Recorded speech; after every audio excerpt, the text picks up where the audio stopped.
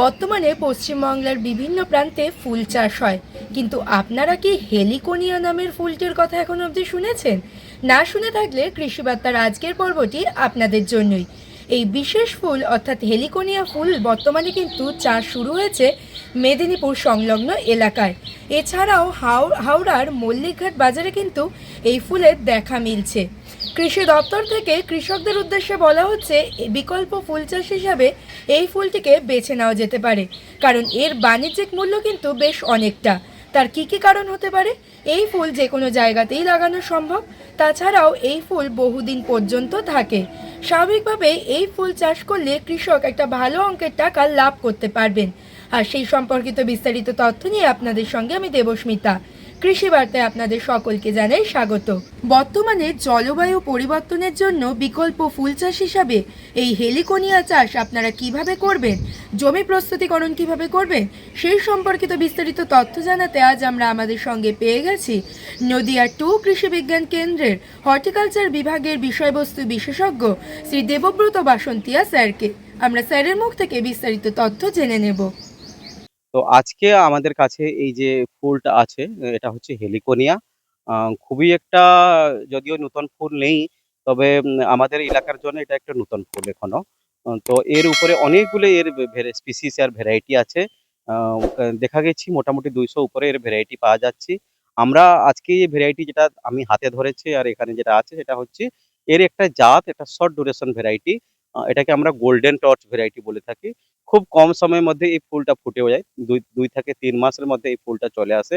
আর এটাকে ওয়েস্ট বেঙ্গলে বাণিজ্যিক চাষ করার একটা সুযোগ আছে। অলরেডি মেদিনীপুরে, ইস্ট মেদিনীপুরের সাইডে এর চাষ শুরু হয়েছে। কলকাতার যে মল্লিকঘাট যে ফুল বাজারটা আছে ওখানেও আপনি দেখতে পারবেন এই ফুলটা অলরেডি বিক্রি হয়। আমি এটাকে কেন অতটা প্রমোশন করতে চাইছি, এই ফুলটা আমাদের যেভাবে ক্লাইমেট চেঞ্জ হচ্ছে, এখন জলবায়ু বিজ্ঞানটা যেভাবে পরিবর্তন হয়ে যাচ্ছে, অনেকগুলো ফুলকে ফুটানো খুব ডিফিকাল্ট হচ্ছে। মানে গরম সময়ে, বৃষ্টির সময়ে হঠাৎ করে ঝড় বৃষ্টি হলো, হঠাৎ করে অত্যধিক বৃষ্টি হয়ে অনেকগুলো যে ট্র্যাডিশনালি যে পারম্পরিক ফুলগুলো আছে, গোলাপ টোলাপ সব ওগুলো নষ্ট হয়ে যাচ্ছে। তো আমাদের হাতে একটা বিকল্প ভাবে একটা ফুল থাকা দরকার, ওটা হচ্ছে হেলিকোনিয়া। আর হেলিকোনিয়াটা খুবই একটা হার্ডি প্লান্ট, যে কোনো জায়গায় আপনি লাগিয়ে দিলে হবে, তবে একটা ছায়াযুক্ত জায়গায় খুব ভালো হয়। গাছের বাগানের ভিতরে, আম বাগানের ভিতরে, পেয়ারা বাগানের ভিতরে, নারকেল বাগানের মধ্যে। আর একটা ইন্টারক্রপিং করার সুযোগ আছে এই ফুলটাকে। তবে খুব একটু ভালো মাটি না হলে, খুব খারাপ মাটিতে না হলে, মিটামিটি যে যে পতিত জমিগুলো আছে, যে মাটিতে কিছু চাষবাস হয় না, একটু জল ধারণ ক্ষমতা ভালো হলে এই গাছটা খুব ভালো পারফর্ম করে। একদম পাহাড়ি শুকনো জায়গায় যদি যাওয়া হয়, এটা একটু গাছ শুকিয়ে যাবার চান্স আছে, ফুলটা ফুটতে অসুবিধা হয়। তবে পিওরলি ট্রপিক্যাল প্লান্ট, একটু হাই ময়েশ্চার লাভিং প্লান্ট, একটু স্যাঁতস্যাঁত ভাব ভালো পছন্দ করে। তো এগুলো অনেকগুলো জাত আছে। এই গোল্ডেন টর্চ জাতটা আমরা কেন প্রমোশন করতে চাইছি, খুব কম সময়ের মধ্যে ফুলটা ফুটে, বাজারে ভালো চাহিদা আছে। এর যে ভেস লাইফটা, এই ফুলটা কাটার পরে মিনিমাম 4-5 দিন থাকে, 5-6 দিন তো থাকেই ভালো মতো। কিন্তু এর যে ফুলটা, এর মেন কালার হচ্ছে ব্রাক্ট, যেটা আমরা পঙ্খুড়ির মতো একটা জিনিস আমাদের হাতে, এটাকে ব্রাক্ট বলা হয়। আর এই ভিতরে এগুলোকে ফুল ইয়া ফ্লাওয়ার, মানে এটাকে আমি এরকম একটা যদি বনস্পতিক ভাবে এটাকে ডেসক্রিপশন করা হয়, তাহলে এটা এটা প্রি স্টেজ অফ বানানা, মানে কলা উৎপত্তি হওয়ার আগে এই এই ফুলটা উৎপত্তি হয়েছিল। আর এটাকে কলার পরিবারের মধ্যে, যে মুসাসি ফ্যামিলির মধ্যে রাখা হয়েছিল। কিন্তু এখন এই ফ্যামিলিকে আলাদা করে, কলার যেহেতু কলার কলার অনেকটা সিমিলারিটি এর মধ্যে আছে। মানে রুডিমেন্টারি ফ্রুট যে ফুলগুলো, ফলগুলো বিকশিত হয়নি, এর মধ্যে আছে। আর এখানে একটা অর্নামেন্টাল হিসাবে এটাকে ফ্যামিলি আলাদা করে এই হেলিকোনিয়া একটা আলাদা ফ্যামিলি তৈরি হয়েছে। আর এর মধ্যে 200-র ওপর, মোর দ্যান 200 ভ্যারাইটি এর আছে। এই একটা গোল্ডেন টর্চ, বাকি ভ্যারাইটি গুলো আমি পরে দেখাচ্ছি আপনাকে। এর মধ্যে লাটিস পাতা আছে, ট্রপিক্স আছে, ইরিস রেড আছে, লবস্টার ক্লু আছে। আহ অনেকগুলো ভ্যারাইটি আছে। সেক্সি পিঙ্কি একটা, মানে এটা কিন্তু দুটো রকম জাত, একটা ঝুলে যায় ড্রুপিং ভ্যারাইটি, আর এটা ইরেক্ট উপর উপর উপর দিকে মুখ করে এটা থাকে। এরকম দুটো ভ্যারাইটি আছে। আর বিদেশে আর বিভিন্ন 5 স্টার হোটেলে, বিভিন্ন বড় বড় প্রোগ্রামে এই ফুলের চাহিদা আছে। এইগুলো ফুল সজ্জা, তোরণ সজ্জা, গেট সাজা, বিবাহ যে ম্যারেজ গুলো মণ্ডপ হয় ওখানে, মণ্ডপ সাজানো, এইসব বিভিন্ন কাজে এই ফুলগুলোকে ইউজ করা হয়।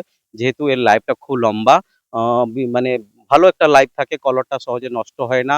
অনেক সময় এটাকে ড্রাই ফ্লাওয়ারও করা হয়। তো এই ফুলগুলো সুযোগ চাষ করার আমাদের এই পশ্চিমবঙ্গে বিভিন্ন যে সমুদ্র তটবর্তী এলাকাগুলোতে চাষ করার মানে প্রচুর প্রচুর সুযোগ আছে। শুধু এর বিষয়ে একটু জানকারি রাখতে হবে, আমাদের সঙ্গে যোগাযোগ করতে হবে, তাহলে আমরা এটা কিভাবে চাষ করা যাবে, তাহলে এর বিষয়ে আমরা সম্পূর্ণ বিবরণী আপনাকে দেব। আর যদিও এই ফুলটা খুবই চাষ করা সহজ, কিন্তু প্রথম অবস্থায় আপনাকে চারা, এর যে চারাটা কন্দ দিয়ে চারা হয়, মানে শিকড়ের যে হলুদের মতো একটা রাইজম থাকে, ওকে রাইজম বলা হয়। ওই রাইজমগুলি কিনতে হয়, বিভিন্ন সংস্থা দিয়ে সংগ্রহ করতে হয়। পশ্চিমবঙ্গে এই মুহূর্তে আমার কাছে আছে, আর এগ্রি হর্টি সোসাইটি যেটা আছে অলিপুরে, ওনার কাছে কিছুটা ভ্যারাইটি আছে। আর বিভিন্ন কৃষি বিশ্ববিদ্যালয়ের কাছে কিছু ভ্যারাইটি আছে। আর আমার বিভিন্ন কেরালায় কিছু ভ্যারাইটি আছে, যেগুলো আমরা যদি চাষিরা চায় বিভিন্ন জাত আনে, আমরা চাষ করতে পারি।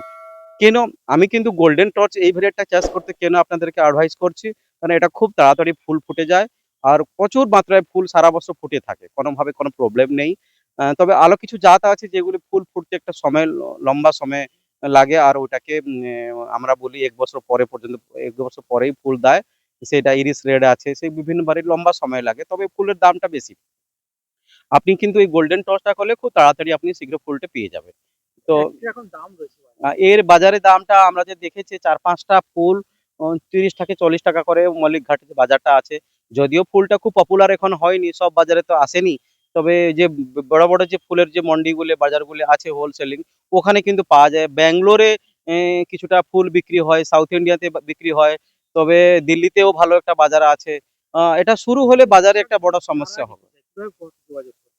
চারার জন্য আপনি আমার সঙ্গে পার্সোনালি যোগাযোগ করতে পারেন। আগ্রো হর্টি সোসাইটি আলিপুর যেটা আছে, ওখানে যোগাযোগ করতে পারেন। বিভিন্ন কৃষি বিশ্ববিদ্যালয়ের সঙ্গে যেটা এই ফুলটা নিয়ে কাজ করে, সে আমার সঙ্গে যোগাযোগ করলে আমি বলে দেবো সবকিছু। এর চাষ পদ্ধতিটা কেমন? চাষ পদ্ধতিটা খুব সহজ। আপনাকে প্রথমে যে বৃষ্টিটা হয়, শুরুতে জমিটাকে চাষ দিয়ে ভালো মতো, আর এর মাটিটা একটু নরম মাটি আর জল ধারণ ক্ষমতা হলে ভালো হয় মাটিটা। বেশি একটা পাথর আর শুষ্ক মাটিতে পছন্দ করে না। তবে এইরকম জমিতে আপনি গাছের তলায় আম বাগান, পেয়ারা বাগান, লিচু বাগান, এসব বাগানের মধ্যে আপনি অন্তঃফসল হিসাবে এটাকে লাগাতে পারেন। তো শুরুয়াত বৃষ্টিতে এটাকে লাগিয়ে দিতে হয়। আর পরিচর্যা সেরকম কিছু বিশেষ নেই, কন্টিনিউ ফুল ফুটিয়ে থাকে।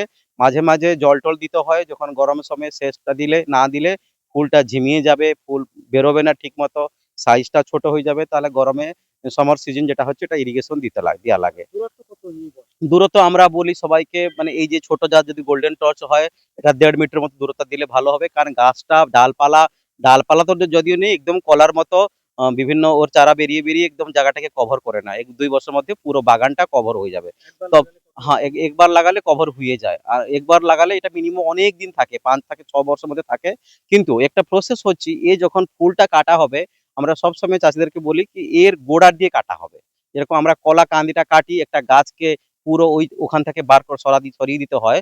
সেইভাবে যখন ফুলটা কাটা হচ্ছে, এর ওই গাছটাকে পুরো সরিয়ে দিতে হয়। তাহলে নতুন গাছকে বাড়তে, নতুন গাছকে গ্রোথ হতে একটু সহজ হবে, জায়গাটা ফাঁকা হয়ে যাচ্ছে। যদি এটাকে আপনি শুধু উপরে ফুলটা কেটে নেবে, তাহলে ওই গাছটা থেকে গেল, ওটা আস্তে, আস্তে মরতে সময় লাগবে। সেজন্য একটা প্রসেস হচ্ছে হারভেস্টিং করার সময়, যখন ফুলটা কাটা হবে, পুরো গাছটাকে আপনি রিমুভ করে দেন। খরচা কেমন আছে? খরচা দেখেন, এইটা সবথেকে বড় খরচা যেটা হচ্ছে এর প্ল্যান্টিং ম্যাটেরিয়ালটা কিনা।